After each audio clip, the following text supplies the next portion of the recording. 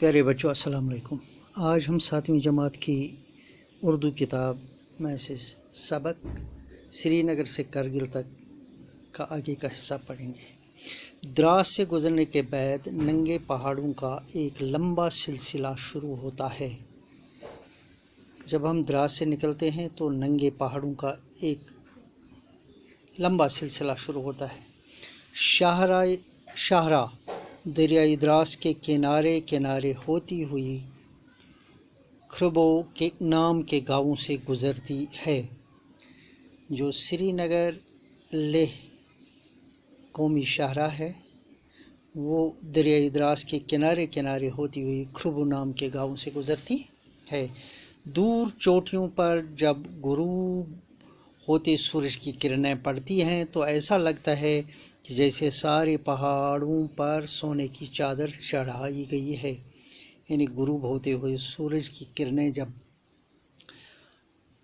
برف پوش پہاڑوں پر پڑتی ہے تو ان پر سونا جیسے بخیر دیتی ہے۔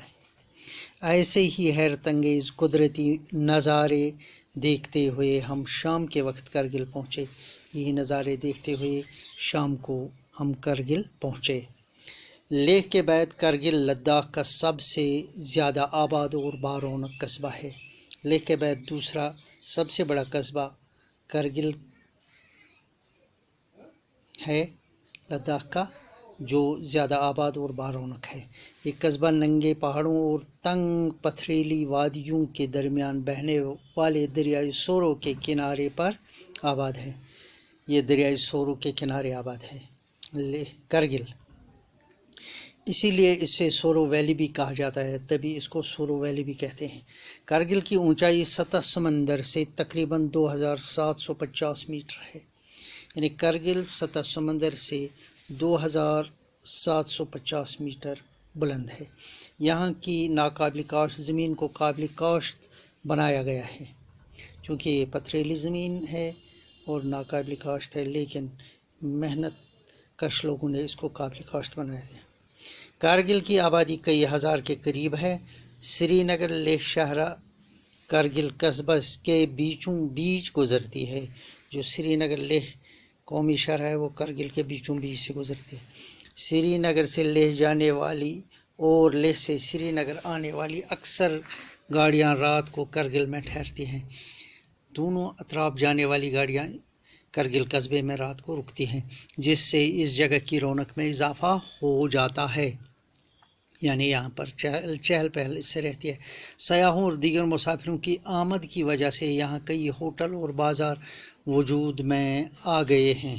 یہاں پر کئی بازار اور ہوٹل بنائے گئے ہیں، جس کا اچھا اثر یہاں کی معیشت پر پڑا ہے، جس کی وجہ سے یہاں کی معیشت بہت اچھی ہو گئی ہے۔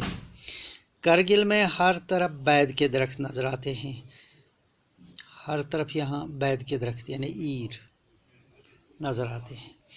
ان سے یہاں کے لوگوں کی ایندھن اور چارے وغیرہ کی ضرورت پوری ہوتی ہے۔ یہ درخت یہاں کے لوگوں کی چارے اور ایندھن کی ضرورت پوری کرتے ہیں۔ اس جگہ چھوٹے سیب، خوبانی اور دوسرے پھلوں کے ساتھ ساتھ جوار اور گیہوں کی پیداوار ہوتی ہے۔ تو کرگل میں سیب، چھوٹے سیب اور خوبانی ہوتے ہیں، اور اس کے ساتھ جوار اور گیہوں بھی پیدا کی جاتی ہیں۔ یہاں کے پھل چھوٹے چھوٹے مگر رسدار اور میٹھے ہوتے ہیں۔ اس چھوٹے سے خطے زمین سے زیادہ پیداوار حاصل کرنے کی غرض سے یہاں عموماً سال میں 2 فصلیں اگائی جاتی ہیں۔ یہاں پر سال میں 2 فصلیں اگائی جاتی ہیں۔ گو یہ ملک سے الگ تھلگ ہونے اور جغرافیائی وجوہات کی بنا پر تعلیمی اور معاشی لحاظ سے پسماندہ ہے۔ چونکہ یہ دور دراز علاقہ ہے، الگ تھلگ ہے ملک سے، اور جغرافیائی وجوہات کی بنا پر یہ معاشی اور تعلیمی لحاظ سے پسماندہ ہے، مگر اب جدید تعلیم کی طرف خاص توجہ دی جانے لگی ہے۔ اب زیادہ سے زیادہ اسکول بنائے جاتے ہیں۔ اب یہاں بہت سے تعلیمی ادارے موجود ہیں، جن میں primary, middle school, higher secondary school اور ڈگری کالج شامل ہے۔ یہاں پر پرائمری اسکول بھی ہیں، مڈل اسکول بھی ہیں، ہائر سیکنڈریز بھی ہیں اور ڈگری کالج۔ کئی اسکول خالص لڑکیوں کے لیے ہیں، کچھ اسکول صرف لڑکیوں کے لیے بنائے گئے ہیں۔ اگرچہ لداخ کی شرح خواندگی بہت کم ہے، مگر تعلیم کی طرف رغبت کی وجہ سے اس شرح میں اضافہ ہو رہا ہے۔ گوچہ اس وقت تک ان کی خواندگی کی شرح کم ہے، لیکن رغبت جو ان کی تعلیم کی طرف ہے اس میں اضافہ ہو رہا ہے۔ آج ملک کے دوسرے حصوں کی طرح کرگل میں بھی مردوں کے ساتھ ساتھ عورتوں کی کثیر تعداد مختلف سرکاری دفاتر، ہسپتالوں اور تعلیمی اداروں میں کام کر رہی ہے۔ سرکاری تعلیمی اداروں کے علاوہ کرگل میں بہت سے نجی اسکول بھی کام کر رہے ہیں۔ ضلع کے سرکاری دفاتر کی نئی عمارات کرگل سے تقریباً 4 کلومیٹر دور بڑو میں تعمیر کی گئی، یعنی ضلعی دفاتر جو ہے سرکار کے وہ بڈو گاؤں میں تعمیر کیے گئے ہیں، جو کرگل سے 4 کلومیٹر دور ہے۔ دراس کے بعد ننگے پہاڑوں کا ایک لمبا سلسلہ ہے۔ سری نگر لیہ قومی شاہراہ دریائے دراس کے کنارے کھربو نام کے گاؤں سے گزرتی ہے۔ لیہ کے بعد کرگل لداخ کا سب سے بڑا بارونق قصبہ ہے۔ یہ دریائے سورو کے کنارے واقع ہے، اسی لیے اسے سورو ویلی بھی کہا جاتا ہے۔ کرگل کی اونچائی سطح سمندر سے تقریباً 2750 میٹر ہے۔ لیہ شاہراہ کرگل قصبہ کے بیچوں بیچ سے گزرتی ہے۔ یہاں ہر طرف بید کے درخت ہیں۔ یہاں خوبانی، چھوٹے سیب، جوار اور گیہوں کی پیداوار ہوتی ہے۔ یہاں پھل چھوٹے مگر رسدار ہوتے ہیں۔